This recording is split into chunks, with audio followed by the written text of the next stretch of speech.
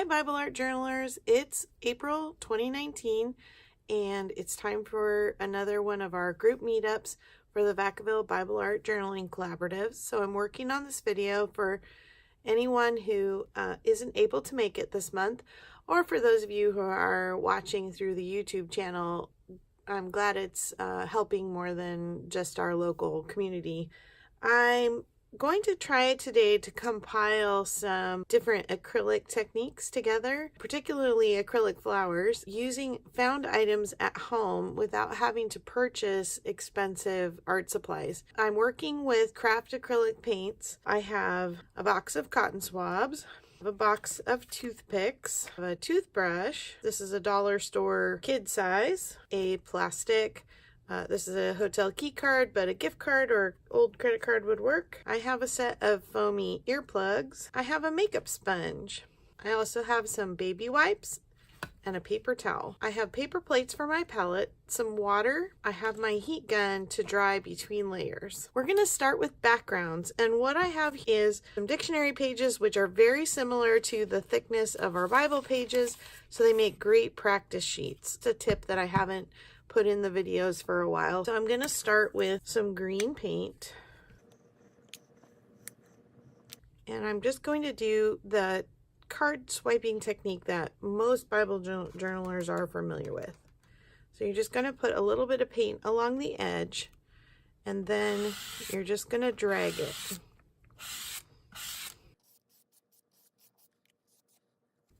Wipe off the excess, and then I'm just going to dip now the edge in like this, just the thin edge, and I'm going to drag that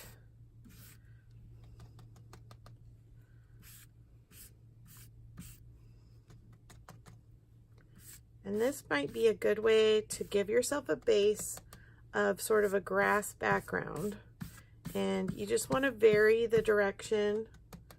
And just for interest's sake, I'm going to do it the other way. I'm going to put the light green on the back, and now the dark green for my lines.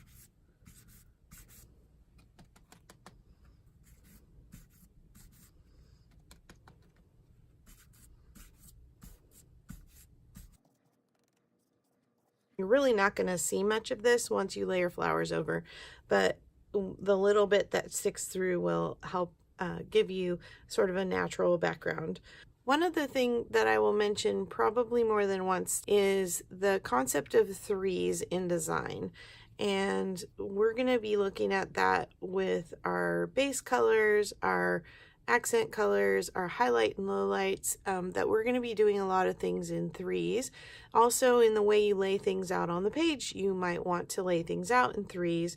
But when it comes to color, you want to probably mix three colors together in some way in the flowers or the background in order to give it a more natural look, because in nature there is just not one background color and one grass color. There's variation in shades in all of those things. So let me just demonstrate that by taking some of my light green and moving it over here, and some of my dark green, and then I'm just going to mix those together and give myself a third color.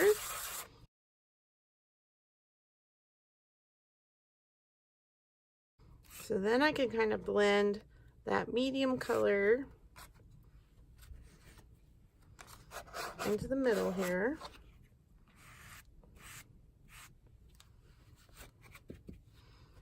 And my lighter color at the top, and then my darker color at the bottom.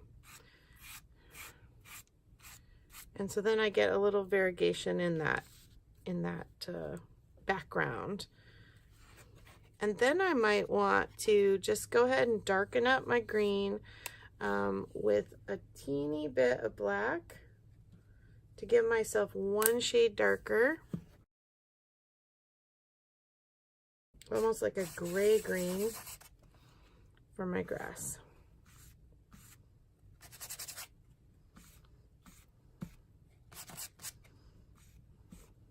So if you have two colors of a green, or even just one color of a green, and then add one other color to it, like adding a little blue or a little yellow to green, and then having black and white to darken or lighten it. You can get a nice variety of color.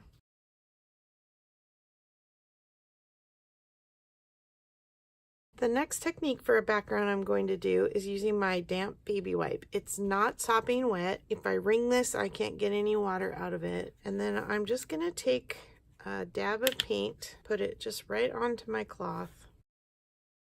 And it doesn't take very much. And then I'm just going to smear it.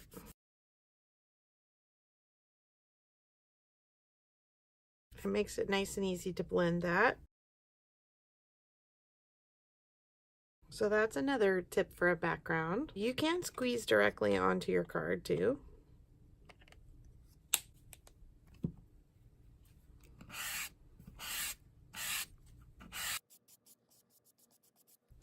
For another background, I'm going to use my makeup sponge. And it might be a good idea to get this damp.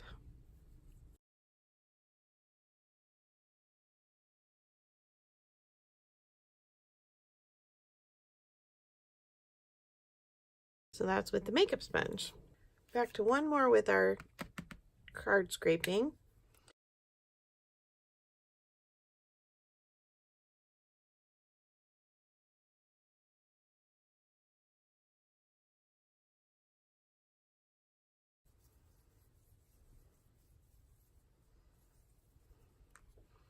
Okay, and I'm going to give myself a little black. And then a little black that will be a dark gray. So again, we have 3 colors going here. Can't mix with my left hand apparently. Okay.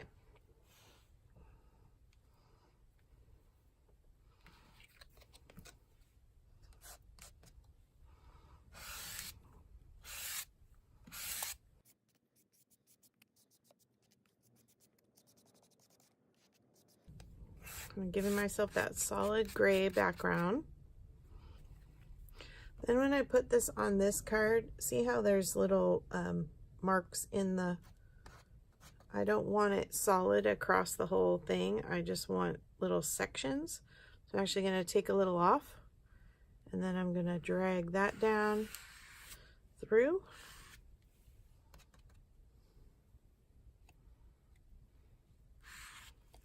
Oops, my paper keeps sliding.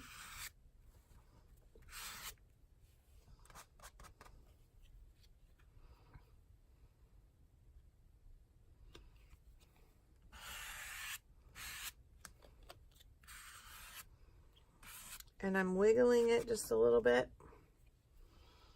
to get that top line not quite so straight.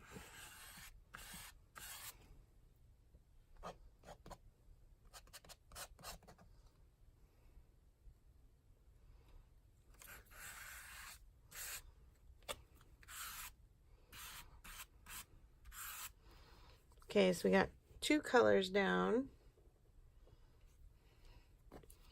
Now I'm going to try adding some more white to this one to give us our 3rd color.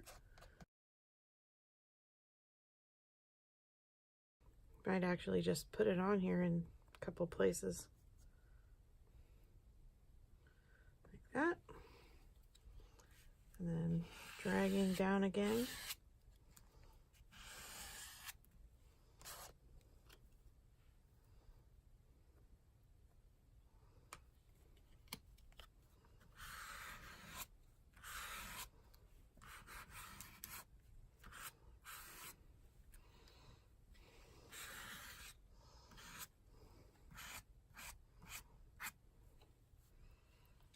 And what I'm actually trying to accomplish here is get the look of almost like a wood grain. And if you want a really realistic wood grain look, I do have a video for watercolor wood grain tutorial. But for all of this acrylic stuff we're doing, we're going to be doing it very abstract. Last thing, I'm going to take this little black that I have here and just blacken my edge. And I'm just going to divide this into like fence boards.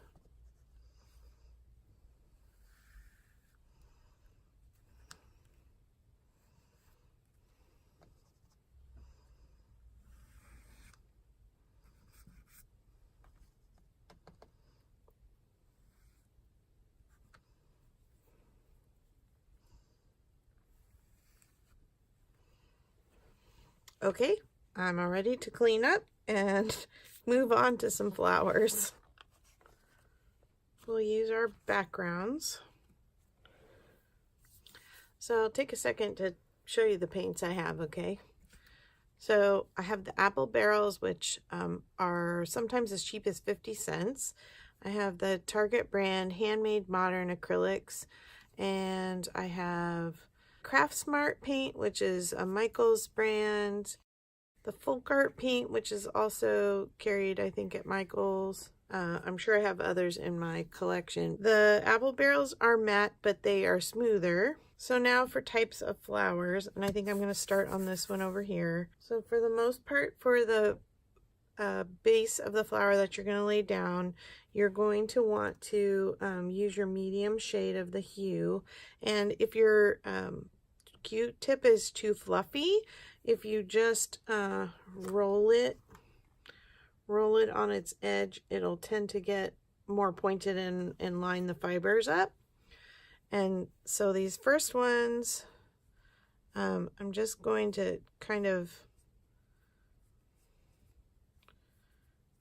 go across, and I'm doing like an X and a plus on top of each other.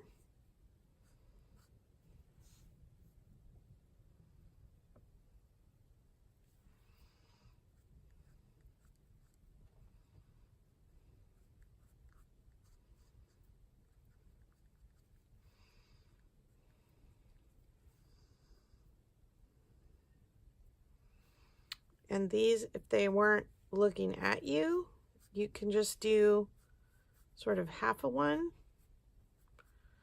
if you don't want the face facing you.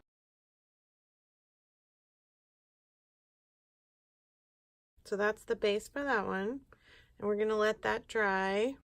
And these, you can either use a contrasting color and put a dot in the middle, or you could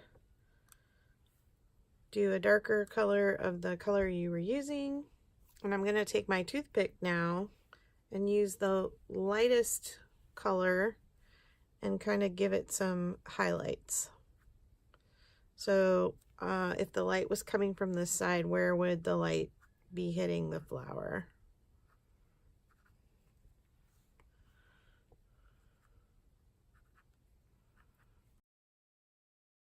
Add a couple in there so it doesn't look quite so flat, gives it a little more dimension. I'm gonna take my middle color. Let's see, I'll do a lupin type flower.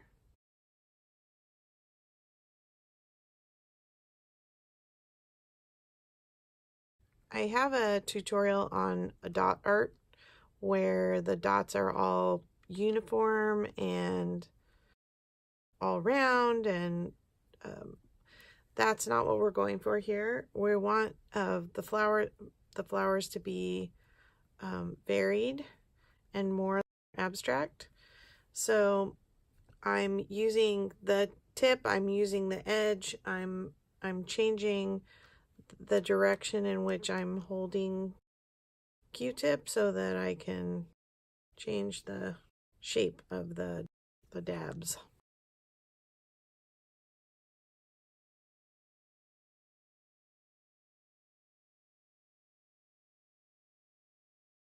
And we can always go back in and add stems later too if we want. Now we want a second color, and we're just gonna dab in there. these are going to go right next to, some over, but some right next to where you had the other ones, to add another color in. And I'm holding it too straight again. My dots are all looking too uniform. So let me change it up.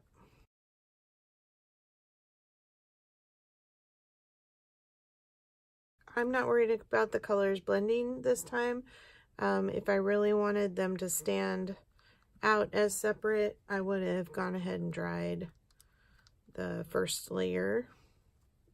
The background is thankfully dry. Now I'm going to go in with my darker color, and I'm just going to dab along this side.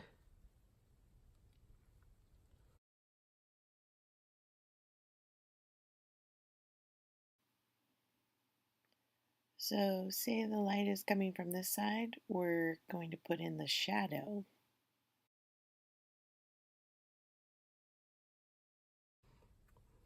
And in this case, you could stay directly on the ones you already have, or you can blend in another layer. It's whatever you prefer. Okay, then I'm going to flip the other side. I'm going to add white to my palette, and I'm going to make my highlight color. I don't want it just pure white, so I think I'm going to mix just a little bit of the edge of this purple in, make a really light lavender. It doesn't take much to get that tinge into the white.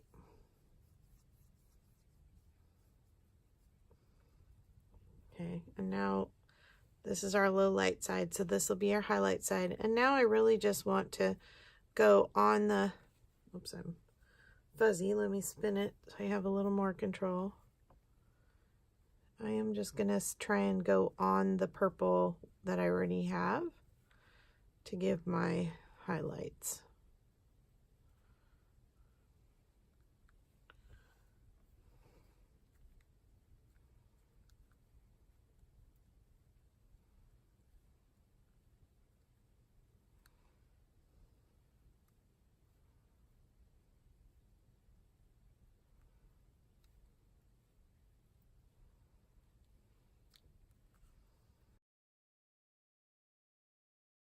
We can come back in with our toothpick. If I really want stems in a particular place, I can just run some paint down my toothpick and set it down.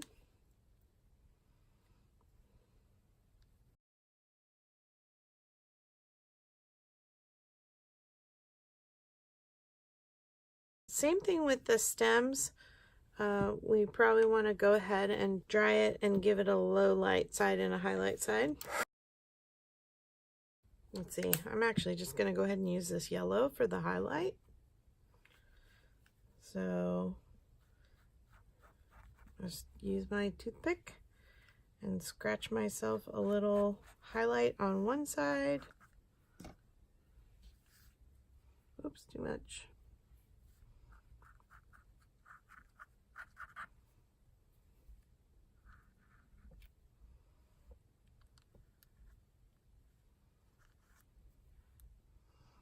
This one down here wasn't quite dry. Highlight side, and then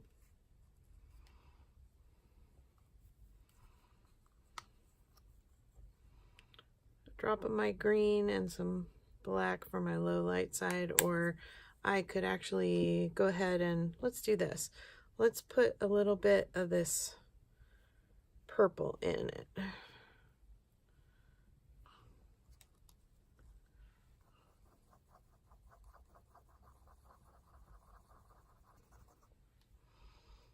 And I'm just going to put that down along the opposite side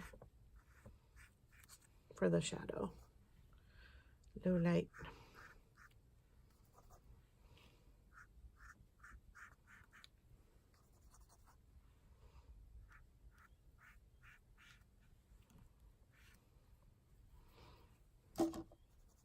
Oop. Sorry, I realize my light setup is not great. I occasionally end up blocking it. Certainly you could get more detail with a paintbrush. If you don't have them, this works great. Okay, I'm going to go ahead and flip this over now. I'm going to use my pink, and it's getting, the paints dry up pretty quickly. You can give them just a little spritz of water.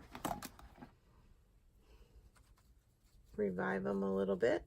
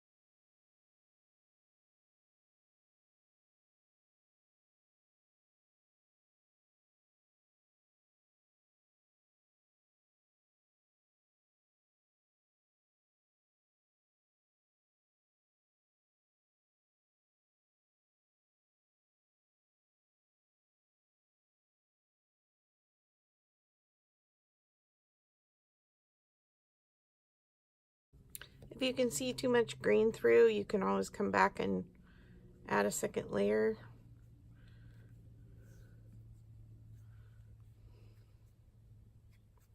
And some of these at the bottom can be a little smaller.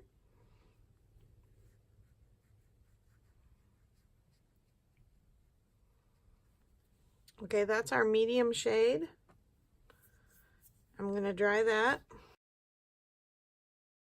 Okay, then we're going to take a darker shade and we're just going to give it a dot right here in the middle on the bottom. And then I'm going to flip it and use the other side of my Q-tip and use my lighter shade and just kind of give it the beginning, the top of the petal, so that it gives it some depth.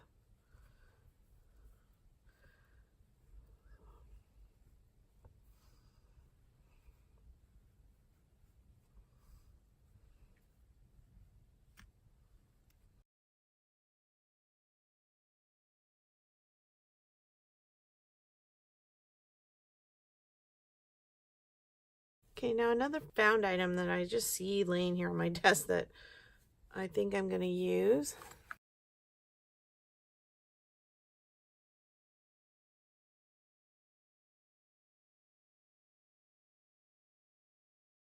It's a little thicker than embroidery thread, and it's not stiff.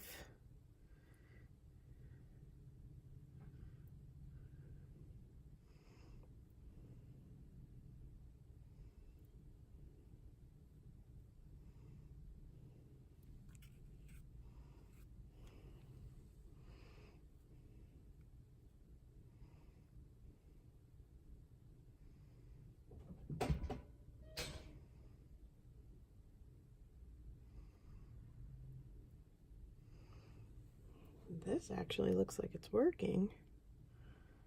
I'm going to go ahead and go around some of my flowers like it's a vine.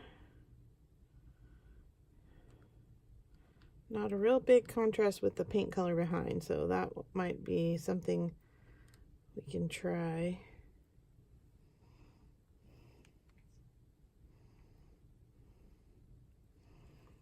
Yeah, I like this. And I'm able to use it a few times before it runs out of paint. So I can keep my big fingers from hitting the page. Yeah, kind of like that for a background. Okay, well, we learned something new. So a thick embroidery thread might work for a background like that.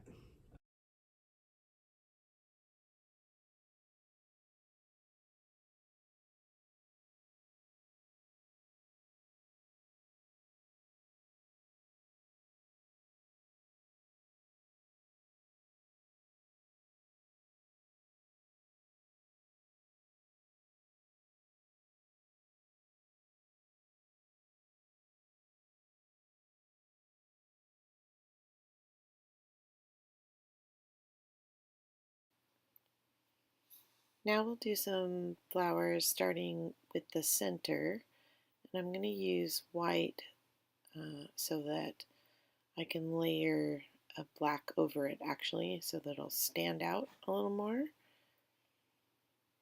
One here.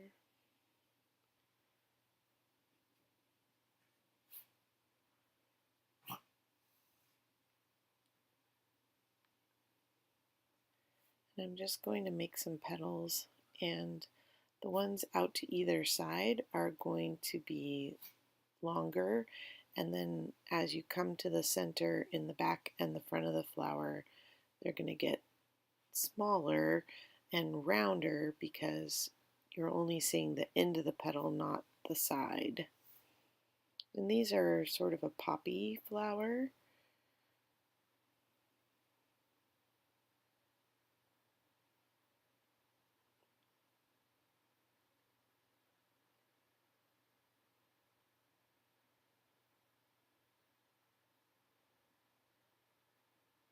I was hoping to keep the video at 30 minutes, and it looks like I'm almost there right now, and so I'm going to go ahead and finish these, so it may run a little longer than I like, but I will do a part 2 with some more flowers, so look for that.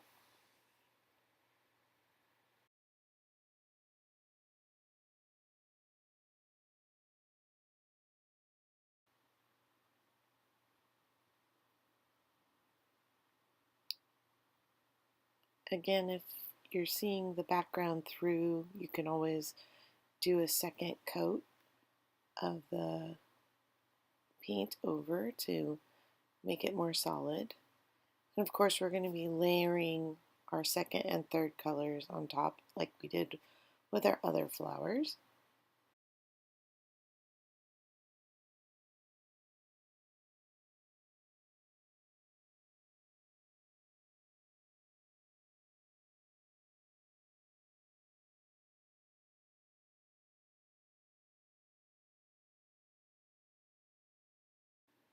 Now I'm just going to take a little dab of this yellow.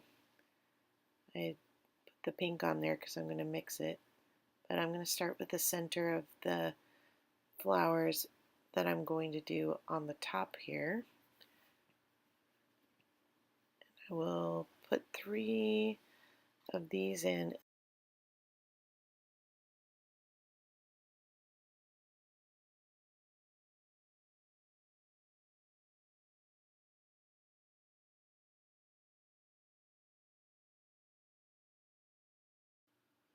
I think these are going to be pretty forgiving flowers for using the Q-tips with these really fat, fluffy ends because the petals are so big and we're doing it on a large space. If we're moving into our margin on our Bible and want to do it a little smaller, I think I'm actually going to look for like generic, cheaper Q-tips, cotton swabs that might be thinner for making these smaller, or I can just keep pulling the cotton tops off and making it smaller. So you can see these petals just kind of hang down, and I'm trying to give a little separation at the ends of the petals so that you can see the definition between the different ones. And this kind of reminds me of how I drew hair when I was a kid, so I don't think it's very complicated. I'm going to give it a nice dry here and start back on my centers for my poppies. And these are just going to cluster in there. It's okay if some of them are off the white. Let's see now. We want a second color for our purple flowers, so I'm kind of going with this slightly different purple that just gives it a little more dimension.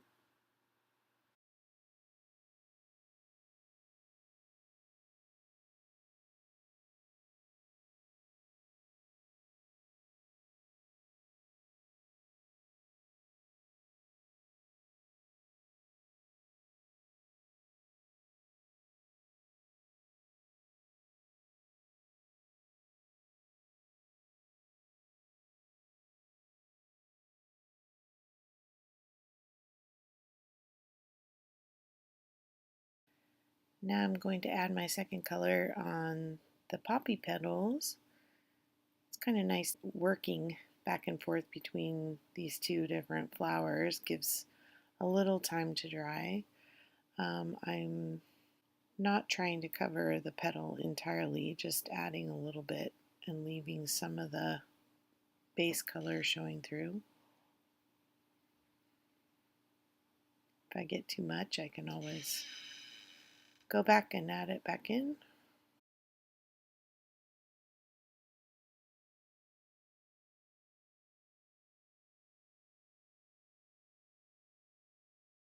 If you feel like your lines are too harsh or the color is too bright, you can always just smooth it like I'm doing here with my finger. It will thin out the paint and it'll be more translucent the thinner it is. And so if you feel like you want to tone it down a little bit, just giving it a little rub helps.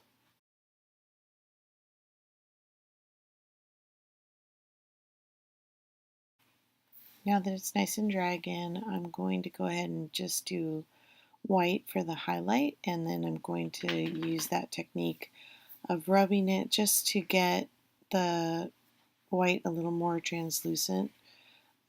I probably should have mixed a little of the purple in with this, but I started it, so let's keep going, and if I don't like the way it looks, I'll go ahead and put some more purple over the top.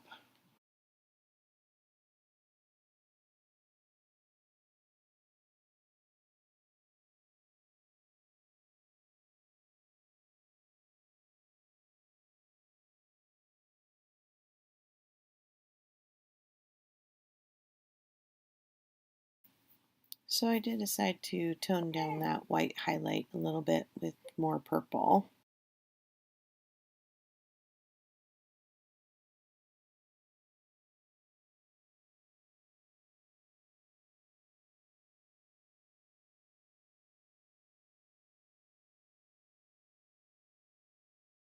So I'm just going to add a tint of our color to white so that it's not such a drastic highlight on the poppies. And then again, just smoothing it out to kind of make it a little more translucent and blend it in.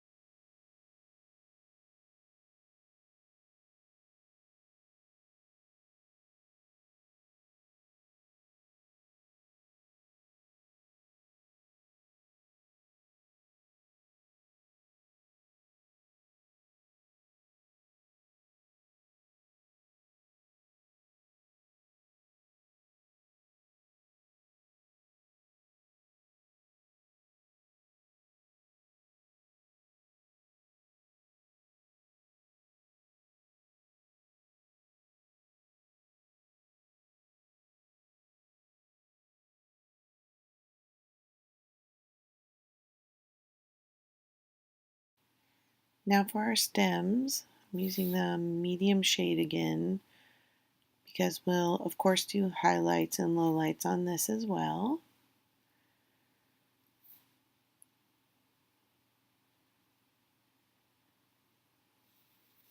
Giving them a nice little natural curve and tucking them behind my other flower here.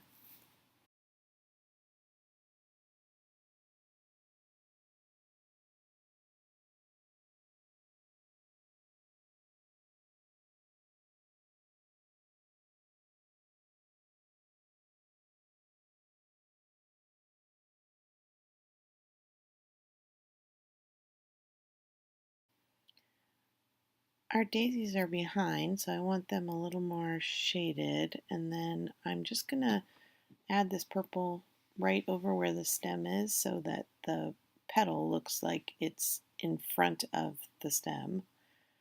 And I'm going to do my highlights again and blend.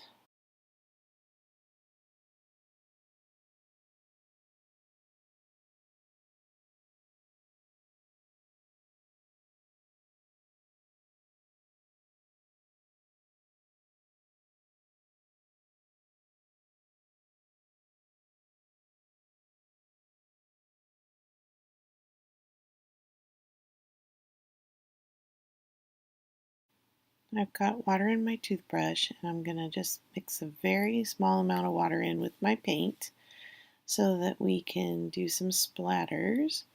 And I tapped off quite a bit of the water there, and then I'm just flicking it with my thumb to get some yellow splatters on there for fun. The nice thing about acrylic paints is that they don't bleed through our Bible pages. So in the next video, I'll be showing you more flowers, and then I'll be showing you Bible pages in probably a third video. So the acrylic paint actually acts as a page prep, and it'll keep other things from bleeding through. So I'm just using a regular Sharpie to add my low light on the shadow side of the stem here, and it won't bleed through because the acrylic paint is sealing the page.